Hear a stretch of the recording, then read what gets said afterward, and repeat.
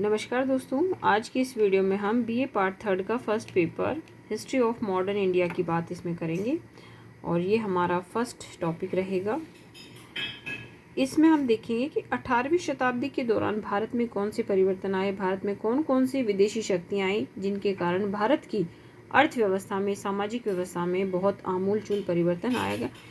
तो और इस चीज़ की हम शुरुआत जो है सबसे पहले पुर्तगालियों से करेंगे। पुर्तगाल एक यूरोप का छोटा सा देश है, लेकिन वहाँ के जो राजा थे उनका खोजों में बहुत विश्वास था, इसलिए उन्होंने विभिन्न देशों की खोजों के लिए अपने जहाज़ों के थ्रू अभियान भेजे और उन्हीं अभियानों से जो है भारतीय इतिहास में एक नया अध्याय जुड़ गया, एक नई चीज़ जो है वो आ गई और अंग्रेज़ों ने यहाँ पे आके अपना साम्राज्य स्थापित कर लिया। तो उस चीज़ की शुरुआत जो है सबसे पहले पुर्तगालियों के द्वारा शुरू होती है।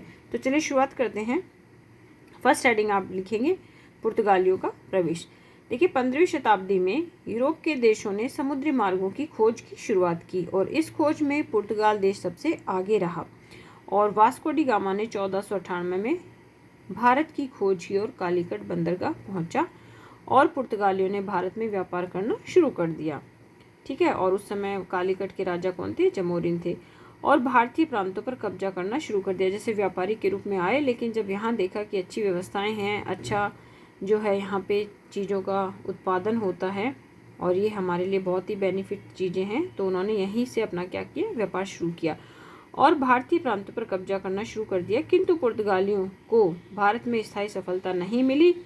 1661 में पुर्तगाल को बम्बई अंग्रेजों को दहेज में देना पड़ा। ठीक है, अब दूसरा देखते हैं डचों का प्रवेश।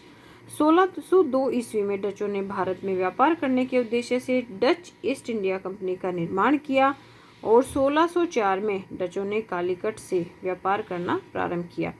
उन्होंने मछलीपट्टनम, पुलिकट से व्यापार करना शुरू किया और पुर्तगाली शक्ति को समाप्त कर दिया, किंतु वे अंग्रेजों का सामना नहीं कर पाए। कि डच आए, उन्होंने क्या किया, पुर्तगालों के साथ तो लड़ाई झगड़ा किया, बट अंग्रेजों का वो सामना नहीं कर पाए। किंतु अंग्रेजों का सामना वे नहीं कर पाए और 1759 में बेदारा के युद्ध में डच अंग्रेजों से बुरी तरह से पराजित हुए और उन्हें अंग्रेजों से समझौता करना पड़ा। इस प्रकार डचों का भी भारत में प्रभाव जो है वो समाप्त हो गया। तो पहले पुर्तगाली आए, उनका प्रभाव समाप्त हुआ, उसके बाद डच आए, डचों का प्रभाव समाप्त हो गया। अब हम देखते हैं अंग्रेजों का। अब आप लोग थर्ड हेडिंग क्या डालोगे? अंग्रेजों का आगमन। देखिए, भारत में व्यापार करने के लिए या पूर्वी देशों में व्यापार करने के लिए ब्रिटेन की महारानी एलिजाबेथ थी, जो उसने व्यापारियों को एक अधिकार पत्र दिया और उसी अधिकार पत्र के तहत ईस्ट इंडिया कंपनी की स्थापना हुई।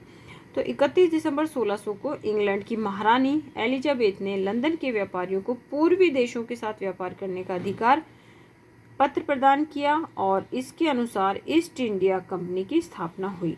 1608 में कंपनी का पहला जहाज हेक्टर सूरत बंदरगाह पर पहुंचा और इसका कैप्टन कौन था? हॉकिंस था और उसने जहांगीर से आगरा में मुलाकात की। वो आगरा में मिला कि भाई हम व्यापारी हैं, व्यापार करना है, इस तरह से।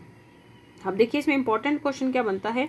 जो पहला जहाज आया उसका नाम हेक्टर था, ये बहुत इंपॉर्टेंट है। कहाँ आया? सूरत में आया। कैप्टन कौन था? हॉकिंस था। तो इनके ऊपर बहुत जो है एग्जाम में क्वेश्चन आ जाते हैं।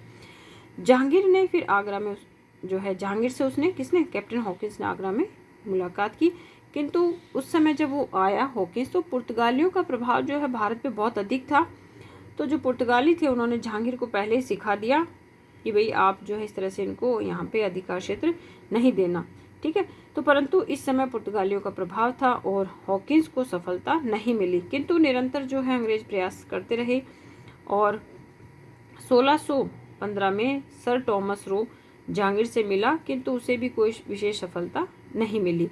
किंतु इससे पहले जो है 1608 में जो अंग्रेज थे उन्होंने सूरत में एक अपनी व्यापारी कोठी बना ली थी। हालांकि उन्हें कोई जो है मान्यता नहीं मिली थी, बस जहांगीर ने कह दिया था कि भाई जो व्यवस्थाएं, जो सुविधाएं दूसरे व्यापारियों को दी जाएगी वही आपको दी जाएगी।